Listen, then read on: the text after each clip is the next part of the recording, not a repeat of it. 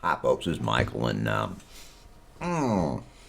still feeling kind of chatty. Today is the Sabbath, and anyway, take a look at what I have on the screen here, and I'll give you the whole quote: "Render unto Caesar the things that are Caesar's, and render unto God the things that be God's." Okay.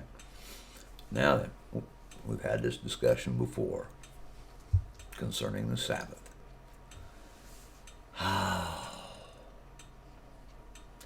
The Sabbath is a sign of the covenant.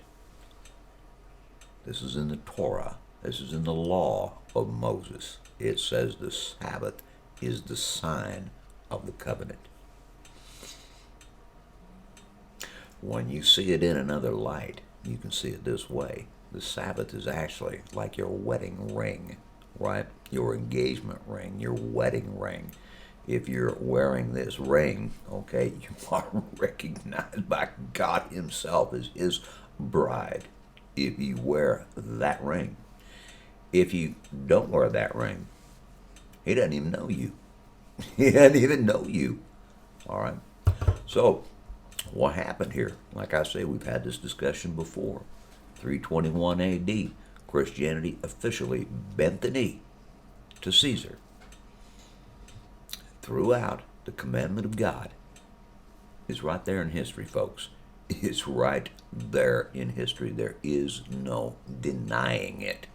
It's kind of like, learn to acknowledge your sin, right? Because if you will not even acknowledge, church, that you're in sin, man, what utter essence of Laodicea are you if you can't even admit, if you can't even see that God said, you read the Gospels and you see what the Jews had done. They had made null and void through their traditions the fifth commandment.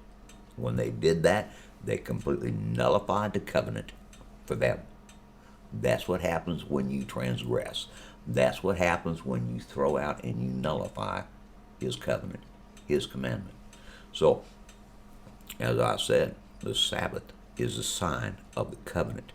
Not only is it the sign of the covenant with the maker of heaven and earth, but church, you keep the Sabbath of Caesar. You keep the Sabbath of Rome. And there isn't a one of you, not a one of you, that can ever come before God and justify annulling His commandment. Not a one of you can, and you know it. You know it. There isn't a one of you that doesn't know that the Sabbath of God is on the seventh day that you call Saturday. There's not a one of you that don't know that.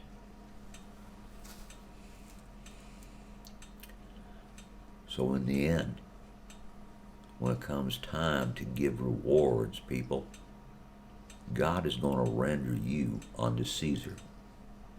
You wear Caesar's ring, you belong to Caesar. You wear the covenant to Rome, you belong to Rome. And you know what God is going to do to Rome in this hour.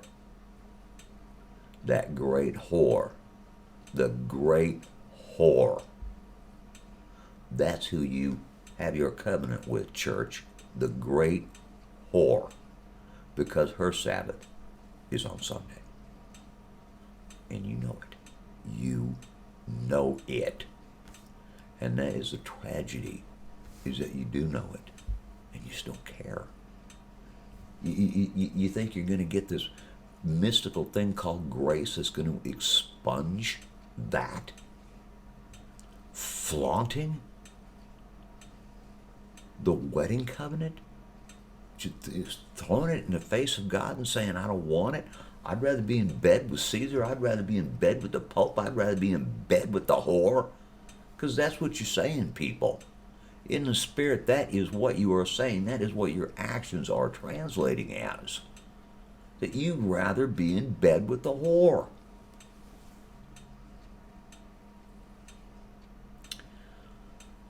Render unto Caesar the things that are Caesar, and render unto God the things that be God's. And in this hour, God is separating the wheat from the tares. The tares are being... You're the ones that belong to Caesar. You're the ones that belong to Rome. You're the ones that flaunt the commandments. You're the ones that scorn them. You're the ones that persecute those that keep them. Tell you a quick story here. Back in the day, there was a very famous book by, I believe the man he was a fundamentalist. I think he was a Southern Baptist, Dr. Walter Martin, and his book was called The Kingdom of the Cults. All right. And this was mainstream Christianity, and I imagine that book is still used in Bible colleges today, right, to denounce everybody who does not fit the fundamentalist Southern Baptist narrative, or the charismatic narrative, or the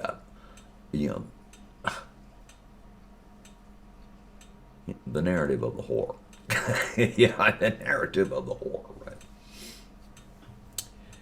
Anyway, so Dr. Walter Martin, one of the groups that he picked out was the Seventh-day Adventists, and he condemned them as not being of God, as being heretics, and being a cult,